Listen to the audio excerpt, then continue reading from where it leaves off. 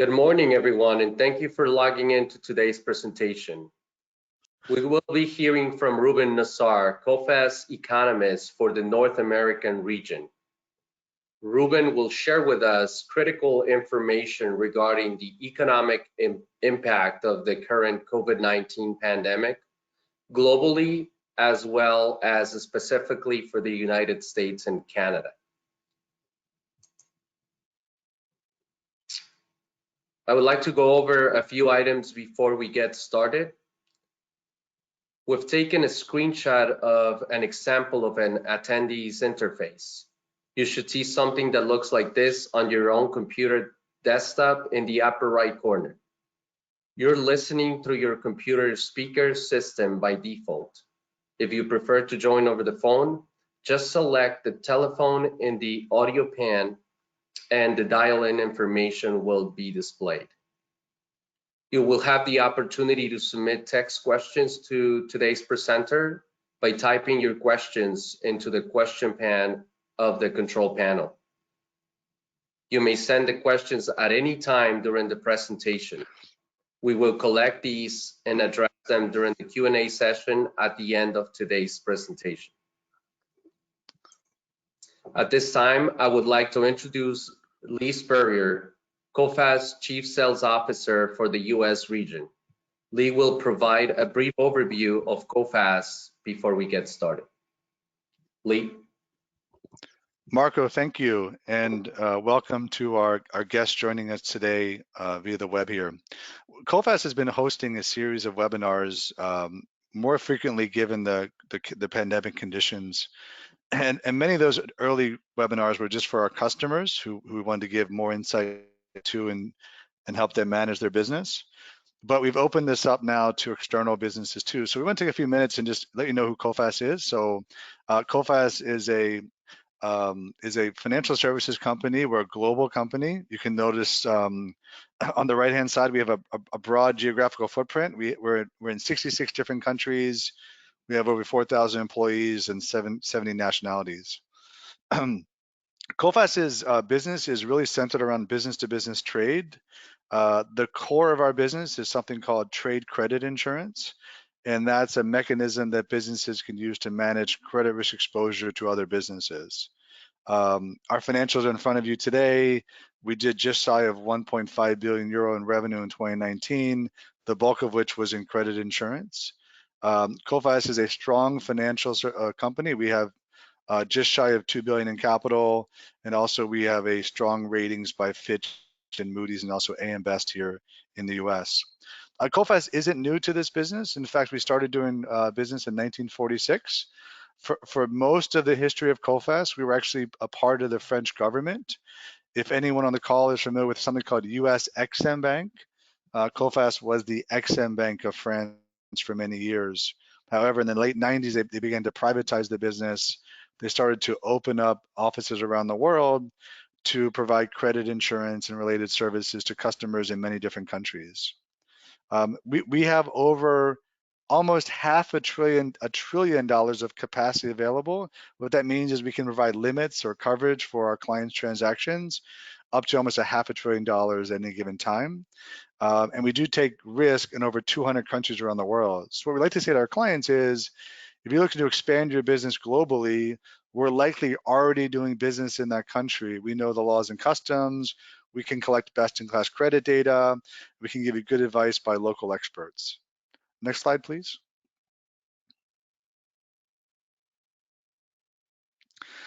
This gives you an idea so again, for those who don't know Coface very well, this gives you a nice view on our business. So we have over 700 underwriters and analysts around the world. Their job is to help us collect data. We collect data from public and private sources to help our customers make decisions, kind of the go or no-go decision on offering credit to their customers, either in the US or abroad. So it's a very big team. We have over 80 million companies in our database. We make 18,000 decisions a day. That means all day long our clients are asking us to amend their contracts and add new customers to their policies with Coface. And we have an automated version of that for smaller ticket requests. And we also leverage our expertise to make the larger decisions. We also have 411 staff ready for debt collection and claims. We're even adding to that team right now. We're looking to move resources from other departments to the claims and collections teams. We are definitely seeing a surge of claims you could imagine in a crisis today as the world kind of froze for a couple of months. Then we saw a significant increase in delayed payments. So Coface is now really heavily investing in our resources for both on the underwriting piece to make good decisions for our clients to track credit risk, but also to be ready to handle incoming claims questions and processes quickly. Next slide, please. So just to give you a high level as we start and hand over to Ruben in a minute, Coface's product mix is all centered on business-to-business trade. The core is trade credit insurance, and for those who are not familiar with the product, it allows a business to protect against unexpected non-payment events by their customers. If you were selling into JCPenney and you were a supplier of footwear and they went out of business and JCPenney was covered with your Coface policy, Coface could indemnify you under the policy and pay you back usually around 90% of what you were owed, less than the applicable deductible. We offer coverage on both public and private companies. So our clients are covering many different industries. They sell domestic or abroad. They are $10 million businesses. They are $100 million businesses. They are $20 billion businesses. We serve the entire size and scope of customers. We also have an offering for banks. So many lenders now, business banks, are looking to offer unique financial services products to their customers. And so sometimes the bank could be our customer when they're doing any kind of receivable-based financing programs. On the right-hand side, it says also single risk and PRIs is expanding. So for some clients, we will offer coverage just for political events. Maybe you sell to a government in a foreign country and you're worried the government might not pay you back. Or perhaps you sell to a private business, but you're worried that perhaps the government could intercede in the payment of the receivable. They could either prevent money flows, they could nationalize assets, they could expropriate assets. You're worried about that. So that for us is a smaller business. We offer some single risk or political risk coverage. We also provide data. So at the core of Coface is a nexus of credit data. Given that I've got access to records on 80 million businesses, I'm constantly collecting data in these 200 countries, bringing that in to be the model we use to underwrite our credit risk. The good news for clients is we also will sell that data that's not confidential in the version of a credit report or a credit score. So for some businesses, they may choose to insure, for example, their larger customers of Coface, their catastrophic risk coverages, and they may choose to buy from me a credit opinion or a credit rating on their smaller customers. So again, as you go through the presentation today and you have any questions for us, you can reach out about the credit insurance or credit information piece. The last piece is economic research. The good news is that's free. We offer that available on our website. We offer that because we use that in our modeling. From our perspective, our risk covers both the micro risk of the quality of that particular company at any given time. So our clients' customers is our credit risk. So we want to judge the quality of the risk of their customer.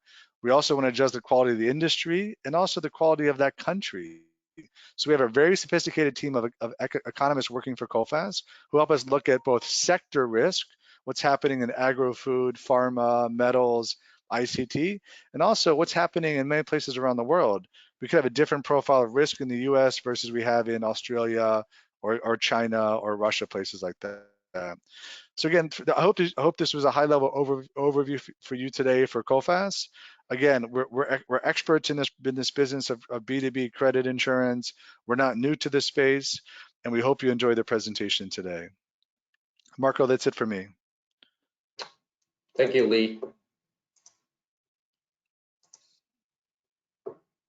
And now allow me to introduce Ruben. Ruben joined Coface in 2016 with the Group Economic Research Department located in France. He has been responsible for Coface country risk analysis in Africa, as well as contributing to the Coface analysis of the oil market and the Coface Political Risk Index before being appointed to his current role. Ruben holds a master's degree in economics and business from Sciences Po Paris. Sciences Po is an international research university ranking globally among the finest institutions in the social science. Ladies and gentlemen, Ruben Nizard. Good morning, everyone. Thank you for joining us for this webinar, where we will mostly talk about what has been happening in the world and what has been the key topic this year, the COVID-19 pandemic and its economic impact globally and more specifically for North America.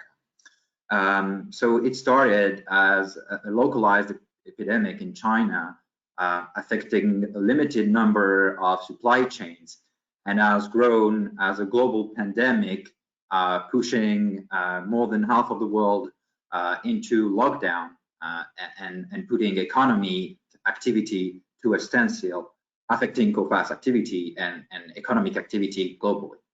So here on this slide, on the left-hand side, you can see what is our scenario for this year 2020.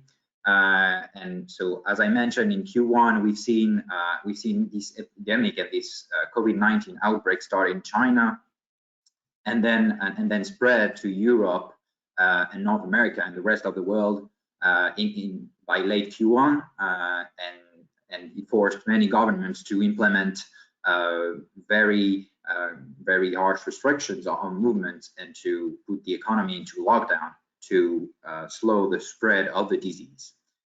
We were thinking, and we in our baseline scenario, we said that the lockdown were likely to end in late April, beginning of May, and that's actually what we've seen in the past few weeks, and in Europe, especially in Europe and in the US. We've seen many steps being taken to ease the restrictions that have been implemented through late March and April. But we see this process as being very gradual, and that's why we see the reopening process for Q3 and Q4 as being very gradual. So what does it mean in terms of shape of the recovery for economic activity? So you might have heard about the V-shaped recovery, the W-shaped recovery. So our baseline scenario is not a ladder. It looks more like a swoosh. So a slow recovery to a baseline level, because we expect that some measures will remain in place and will continue to impact business through 2020, and will continue to affect business and consumer confidence through 2020. You can see that there's a close relation between these measures and economic activity. So on the right-hand side, on the horizontal axis, is represented an index of the stringency of the lockdown measures taken globally for every country. So let's take, for example, the HKG example. So HKG is for Hong Kong. So a level of about 45 means that they add on average some of the most stringent measures over the first quarter of 2020 these years. And on the vertical axis, you can see the actual outturn of GDP, and you can see that there's a close correlation between the GDP contraction and the stringency of the lockdown measures taken to undertake it. You can see in green the North American countries with Mexico, Canada, and the USA, and you can see that the measures taken in North America, either because they started a bit later than in Europe and in Asia, and also because they were effectively less stringent, that they are more on the left side of these charts, and that they started that the contraction in economic activity was a bit slower than in other countries. Yet the GDP contraction in the US and Canada was the largest one in both countries since Q4 of 2008. So it tells you a lot about the impact and the severity of these crises. So if we can move on to the next slide, you'll see that we see this crisis as being the sharpest downturn in economic activity since the Great Recession, and with our March forecasts for world GDP to contract by 1.3% at the global level. And on a case-by-case basis, you can see that we are seeing major contraction in economic activity in most countries, and especially in advanced economies. And you can see with the dark blue lines for most countries, and if you focus on the US, that we expect this downturn in economic activity to be even sharper than the 2009 contractions. And that was our March forecast. Since then, we had more accurate information, and our scenario has been refined a little bit. So we have revised downward these forecasts, and we will release them on our websites in a couple of weeks. So currently for the US, we are forecasting a 2.9% contraction in GDP for 2020. In Canada, we are forecasting a 3.5% contraction in GDP. Both these outturns are the worst would be the worst in post-war era already, even before our downward revision that will be released on June 8th. So if we can move on to the next slide, we will see a little bit more on the US and on the US figures. So as you can see, and as I mentioned, the lockdown in the US started in late March, in the second half of March, but already you can see that it impacted quite deeply economic activity with the GDP figures and contracting by an annualized rate of 4.8% in the first quarter. So the figure was revised this morning. It's 5%. It's even worse than 4.8%. It's 5% in the first quarter. But as you can see on the right-hand side chart, we can, with more frequent data derived from the Purchasing Manager Index, which is a gauge of economic activity, we expect this level of activity to be even slower in the second quarter of 2020, and we expect the contraction in economic activity in the second quarter to be as high as 40% annualized rate contraction in the second quarter of 2020. So that would be by far the worst contraction ever recorded in the US. We expect something similar in Canada as well, and in most European countries. So it tells you a lot about how unprecedented this crisis is. It's both fast and very severe. And contrarily to past recessions, especially if we look at the 21st century recession that we had so far, so the 2000-2001 recession and the 2000-2009 great financial crisis, both of these crises came from the financial credit crisis, whereas this crisis is a direct shock, a real economic shock. So it makes it very different, and it makes it more rapid, and it's spreading more rapidly to the overall economy. And it's also more severe because it put the entire chunk of the economy at a standstill.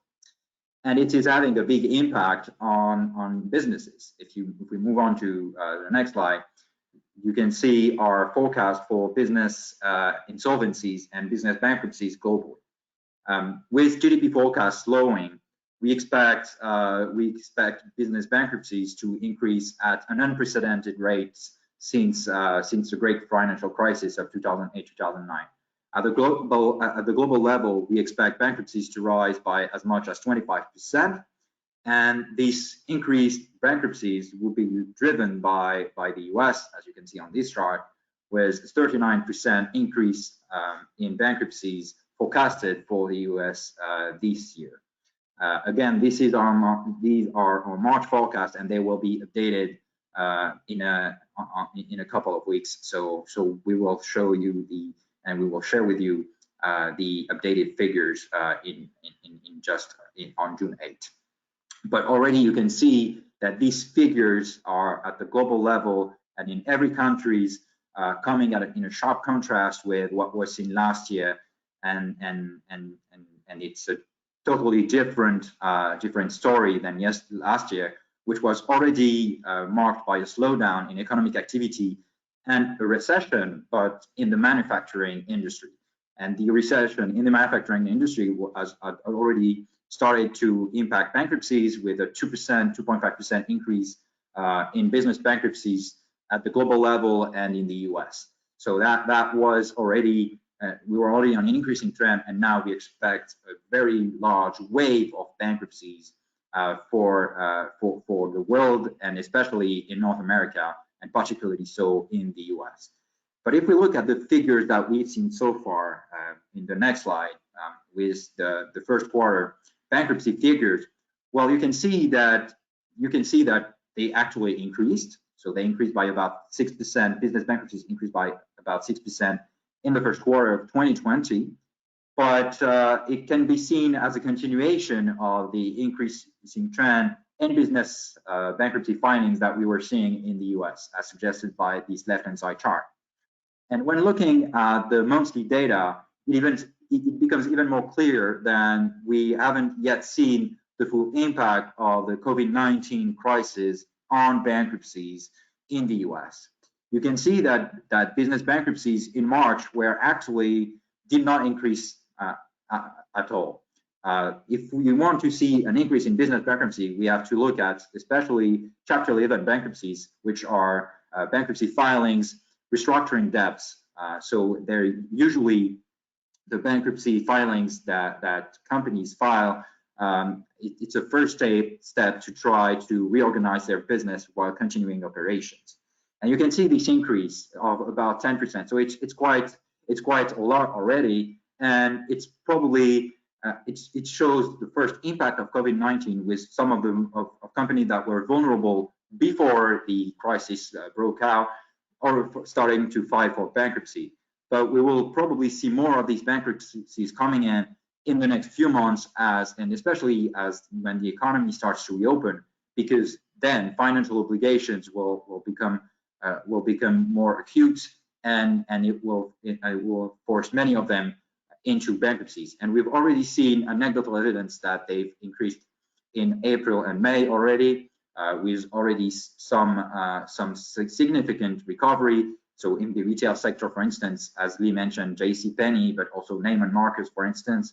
In the restaurant industry, Le Pain Quotidien filed for bankruptcy yesterday. In the automotive industry, we can Hertz, one of the biggest car rental company in the world, filed for bankruptcy as well. So these are some of the anecdotal evidence that there's a wave of bankruptcies coming in North America. And this wave of bankruptcy will be fueled by three main shocks and three simultaneous shocks to the economy. So if we can move on to the next slide, the first shock that we will see to the global economy and that will cause business bankruptcies to increase is a shock on supply chains. So as I mentioned at the beginning of this presentation, this crisis started in China. China, which is at the core and plays a pivotal role in global supply chains, being responsible for about a quarter of global manufacturing industries.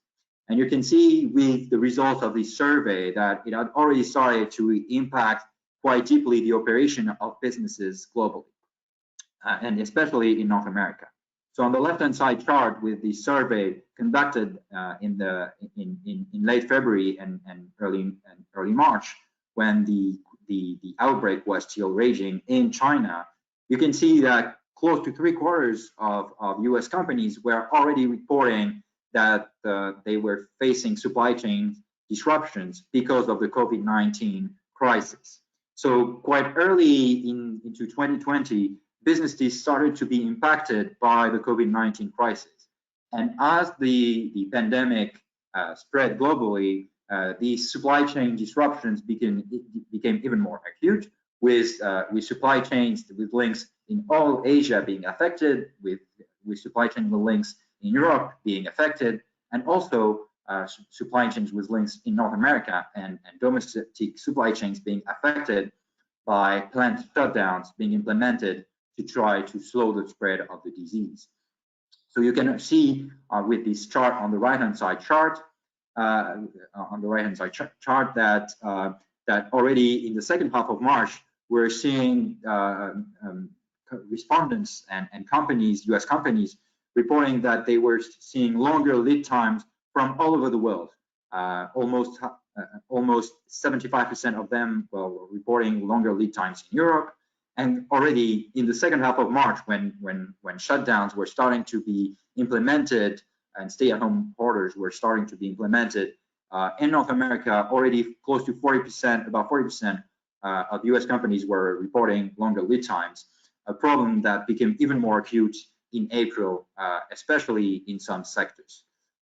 You can see that typically lead times have increased twofold. So it means that the entire supply chain process took about twice as long as they did before the crisis, and it's the case in most with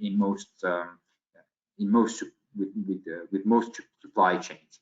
So having said that, the supply chain disruptions is having a very different impacts considering the sectors. First, we have to look at the inventories level, and when you look at it, well, most industries have about 1 month's worth of sales of inventories in their inventories.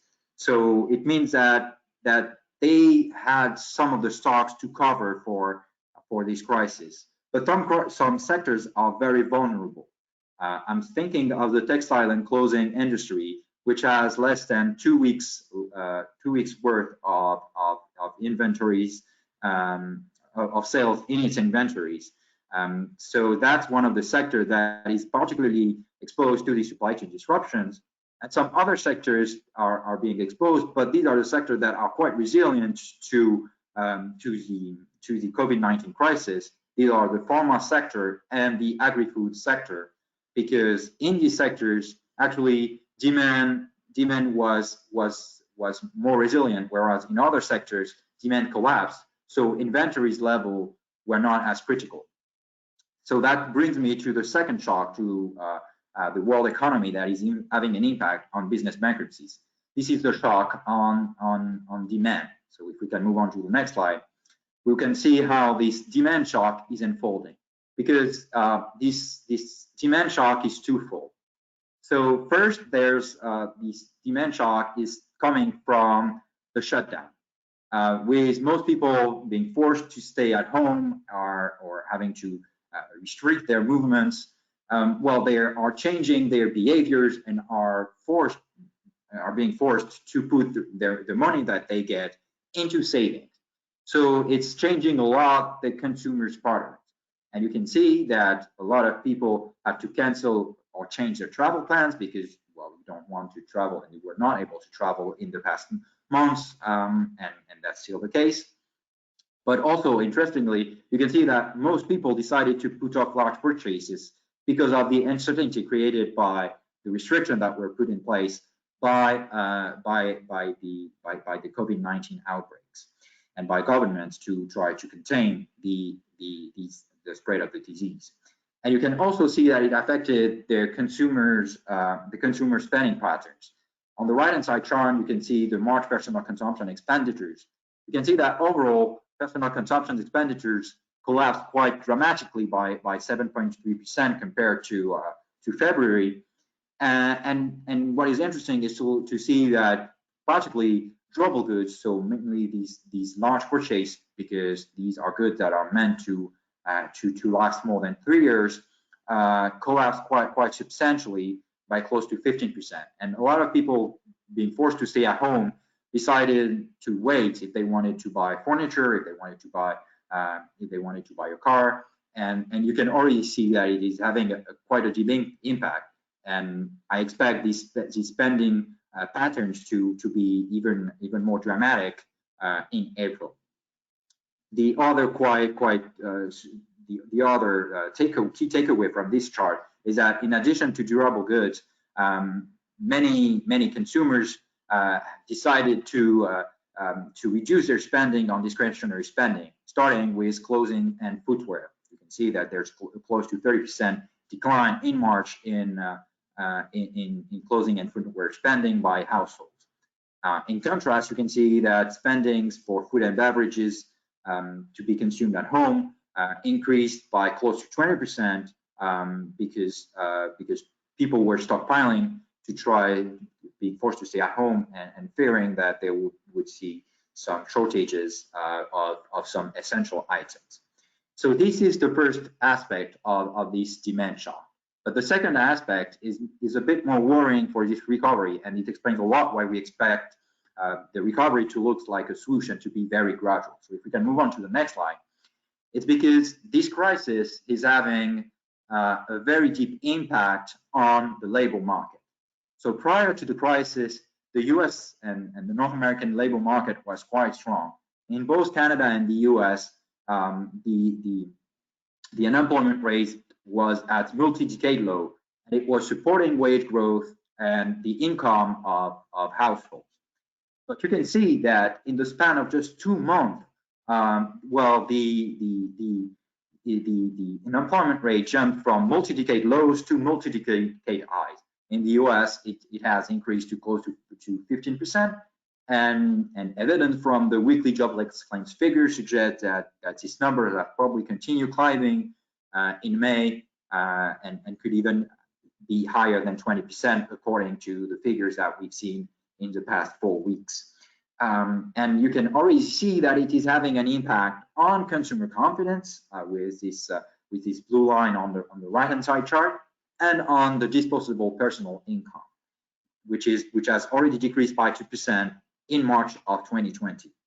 So these effects on the labor market are probably going to leave a legacy of this crisis through 2020 and 2021. I will probably explain why the recovery will remain cautious, because consumers will stay cautious because their income will have been affected by this crisis, and it means that the recovery will be slow.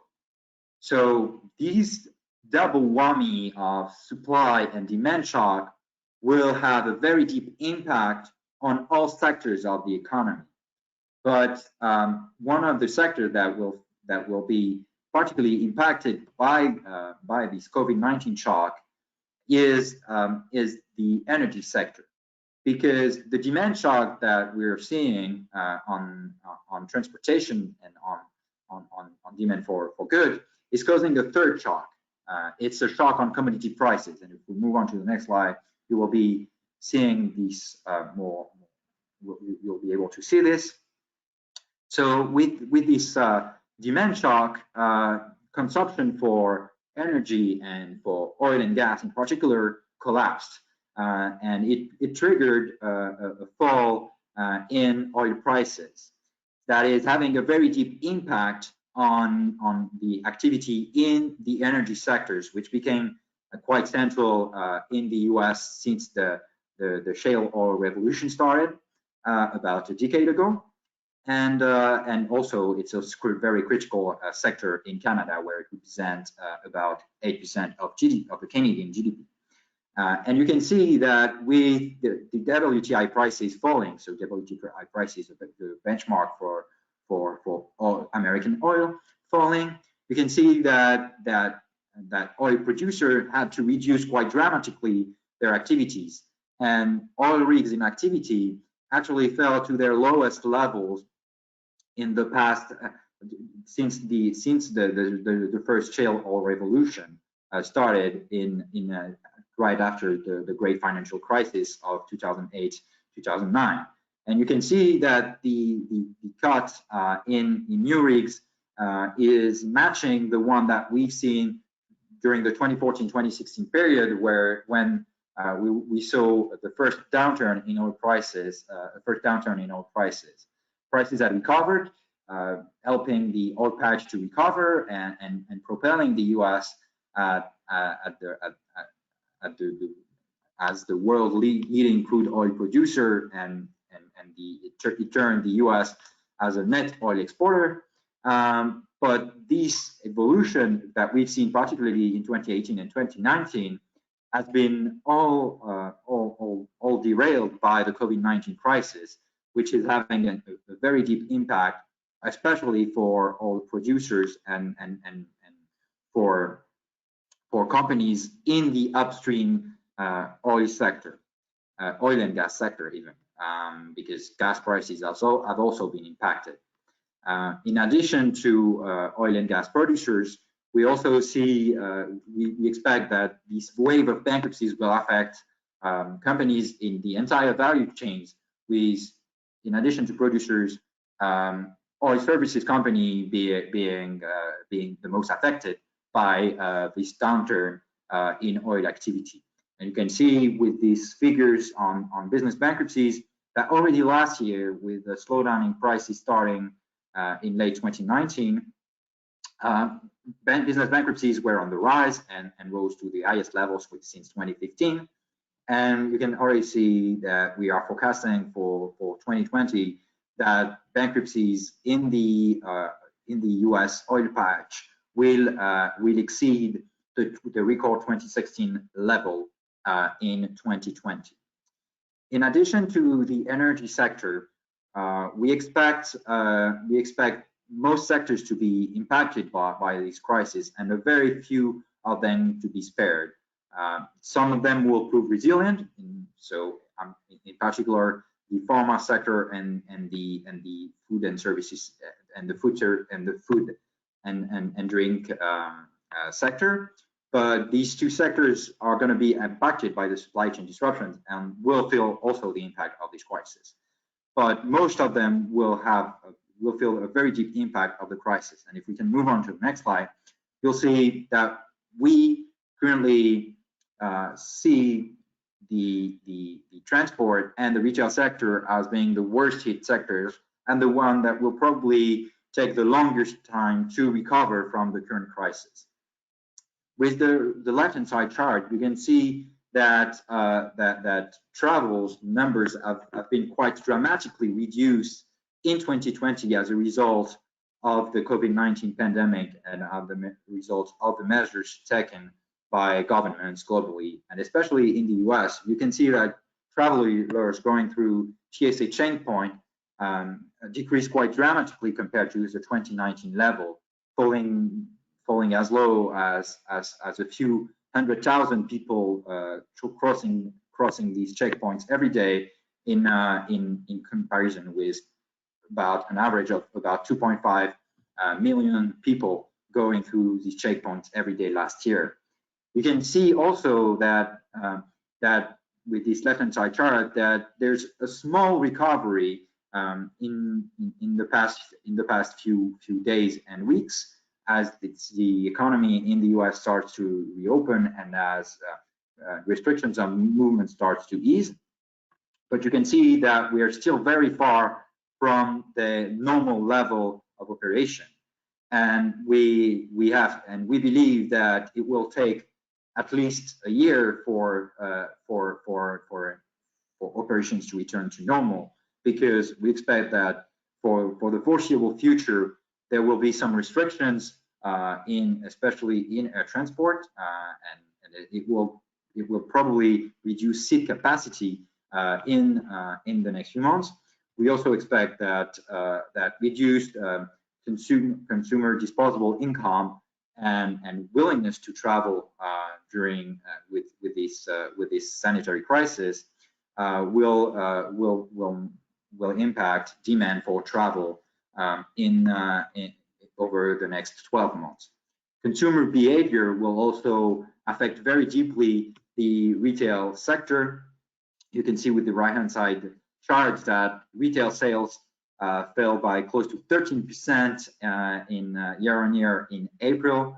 That's the deepest fall ever recorded in retail sales in the US. But even as stores start to reopen in many states and provinces in Canada, we expect the growth in retail sales to continue lagging behind and to continue being slow, because, as I mentioned earlier, disposable income have been reduced quite substantially as a result of this COVID-19 crisis, affecting consumers' ability and willingness to spend. And we are already seeing these type of slow recovery taking place in retail sales in China, where retail sales is lagging behind despite the economy strongly reopening more substantially than in other parts of the world. So that's why we expect this sector to be very, very deeply impacted, especially as it is also facing a lot of challenges currently with very high debt levels that are a legacy of the past 10 years that is causing a lot of bankruptcies in that sector, and also because of changing consumer behaviors, with, for instance, the rise of e-commerce that is also having a huge impact on the retail sector. So these are for the impact of the COVID-19 crisis. Hopefully, what we are seeing is that that in the face of this unprecedented shock, we are also seeing unprecedented policy response to this shock.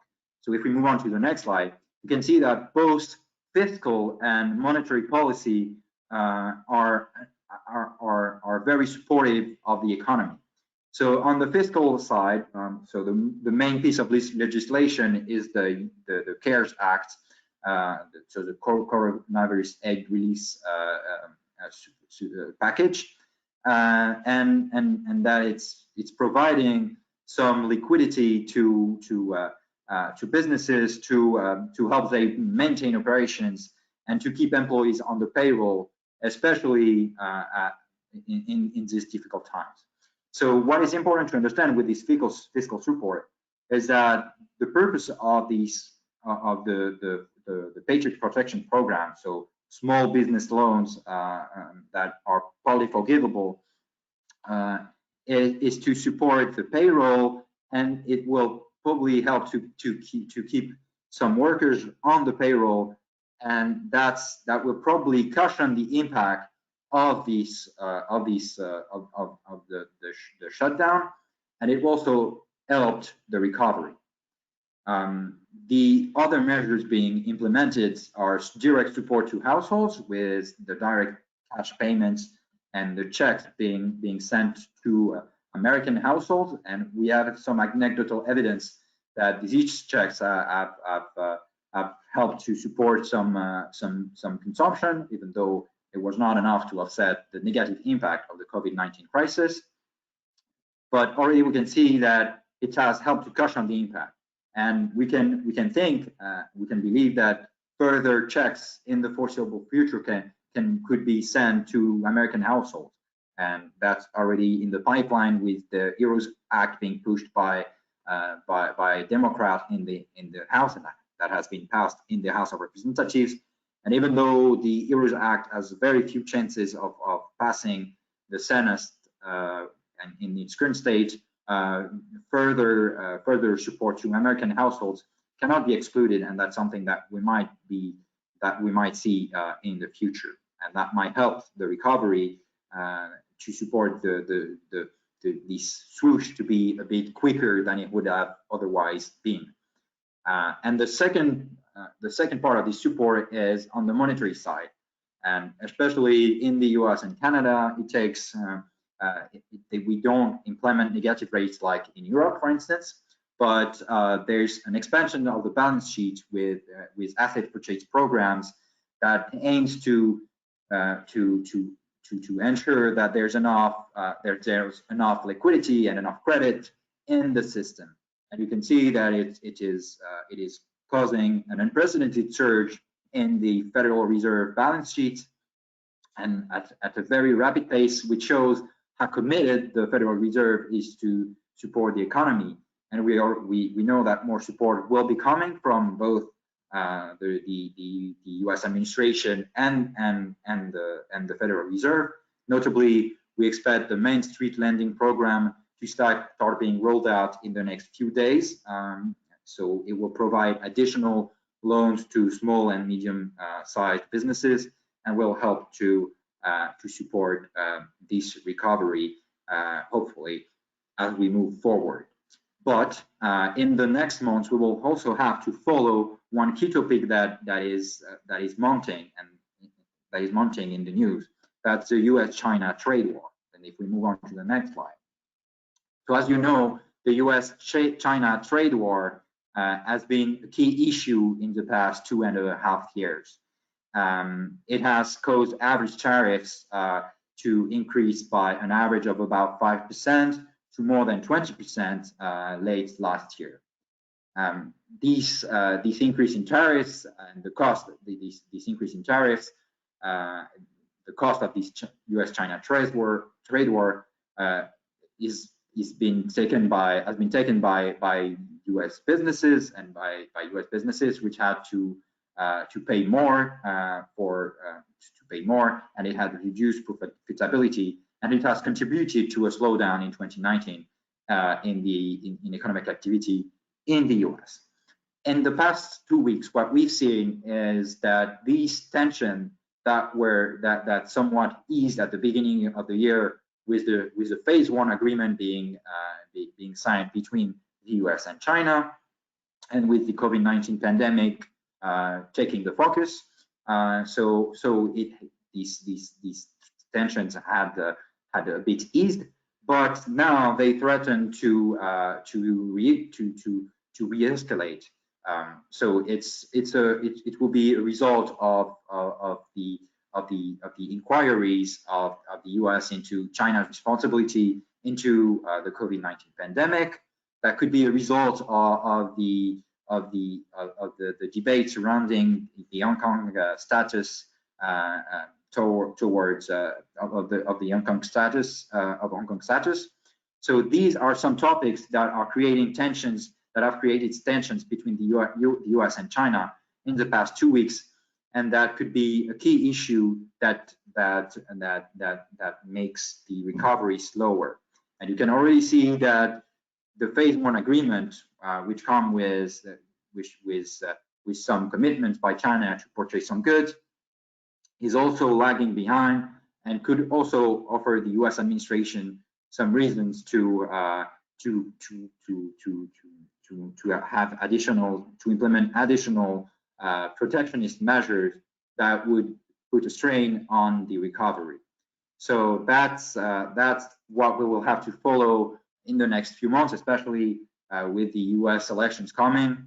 We know that it's going to be a very hot topic, and these we will follow very closely. So thank you for your attention. This is it for me. We can now open the Q&A session with Lee also on the call, being able to answer if you have any operational questions.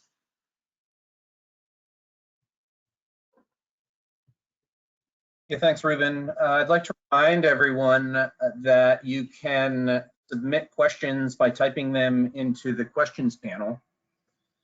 We do have a couple of questions here. This is a question for Ruben. How long is the U.S. recession expected to last? So I think what is going to be this recession is probably going to be one of the slowest, the shortest in the U.S. history. So technically, in the U.S., it's a bit different than in other countries. In other countries, for recessions to be declared, you need to have 2 consecutive quarters of contraction in GDP. In the U.S., it's the National Bureau for Economic Research dating cycle committees that declares when the economy is in recession, when they see a prolonged and deep downturn in economic activity. So they haven't declared yet that the U.S. is in recession. They will probably do so in the next couple of weeks. But what I think is that the current recession could last for about technically for about 4 weeks, and then we will be in recovery mode, in slow recovery mode for 2020 and 2021. Okay, thank you, Ruben. I have another question for you. Can you please elaborate on why the USA shows the highest expected increase on a percentage basis in insolvencies? So there's a reason for that, is that there's a greatest elasticity between economic activity and business bankruptcies. So it means that in other countries, for instance, there are other safety nets that some safety net that help businesses avoid bankruptcies. Also, the bankruptcy process in the US is slightly different than in the rest of the world. As I mentioned, with the Chapter 11 bankruptcies filings, the bankruptcy filings does not necessarily mean that a company is dying and that a company is dead. Many US companies have filed for bankruptcies over the years. So for instance, You can remember that American Airlines a decade ago declared bankruptcies, but it's still operating, and it is now on a better footing. Before it was on a better footing before the crisis. So that's also why a lot of companies file for there are a lot more companies filing for bankruptcies, because the bankruptcy proceedings protect them from their financial obligations, and they actually protect them as they restructure their debt and grow a bit stronger before either returning to activity or filing for Chapter 7 bankruptcies, which would mean the liquidation of all assets of the company and the death of a company. So that's why there's this difference between the US and the rest of the world. Okay, thank you. We have another one here for Ruben. Based on the US relying on products from China, do you feel this will increase more manufacturing from the US, and to what degree? So I do think that we will have a push for a relocation of the manufacturing process. Anyway, we've seen that push in the past 4 years with the President Donald Trump administration. But our view in Coface is that it's going to be difficult. It's going to be difficult to implement, and that this push for relocation will give very limited results. Actually, yesterday we released a publication on world trade, dealing and talking very specifically about this issue. And in this paper, we argue that relocation is difficult because first there are the input costs are going to be higher in the US and in other parts of the world, making relocation of supply chains very difficult and more expensive. The second reason is that you still have to rely on commodities and commodity sources and primary resources, and these you cannot. You have to rely on other countries. So that's why we believe that this push will provide very limited supply. We do think that there will be some more diversifications away from China of the supply chains. So we've seen this taking place in the past couple of years with the US-China trade war, with more companies trying to, especially in the ICT sector, so in the information communication technology sector, and in the clothing textile industry, moving away from China to places like Vietnam, to places like Bangladesh for the textile clothing industry, for the ICT sector moving to Taiwan, the pharma sector trying to move more and more towards India. But this diversification will not replace and means that we will continue. The US will continue to rely on foreign inputs for its supply chain. So that's why relocation will provide very limited results. I encourage you to download our free publication that we released just yesterday. That is on this very topic. Okay. I think we have one more question here. What will be the role of governments protecting trade transactions? And do you see any change in government's behavior towards traders? As it is known that currently, in case of payment default, Canadian government reimburses the seller in case of export.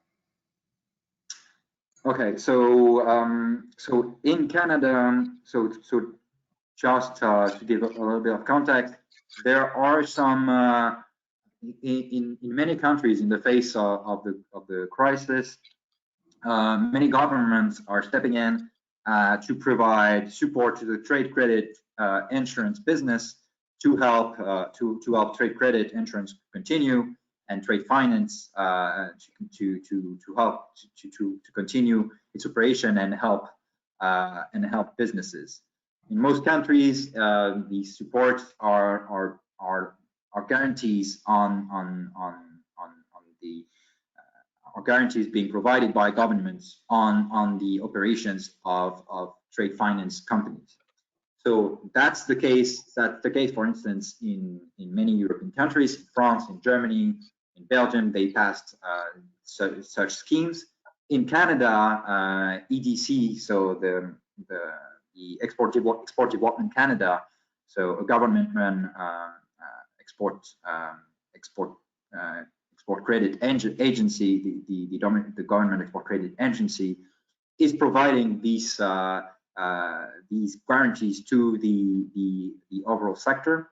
But in the US, there's no such schemes in place, so it's not gonna provide any support. But these supports in other parts of the world are providing useful and will help us to continue our activities and to provide cover to our clients in the face of these very severe shock for many of our clients. So it's proving helpful, these type of support, but we don't have it yet in the US. And well, so that's something we're trying to see if it's possible or not to have this support, but nothing's confirmed yet, and we don't know yet what discussions are going to yield. So we'll have to wait to see if it can help the trade finance industry. But in Canada, it is proving helpful because it gives more capacity to operators in trade finance.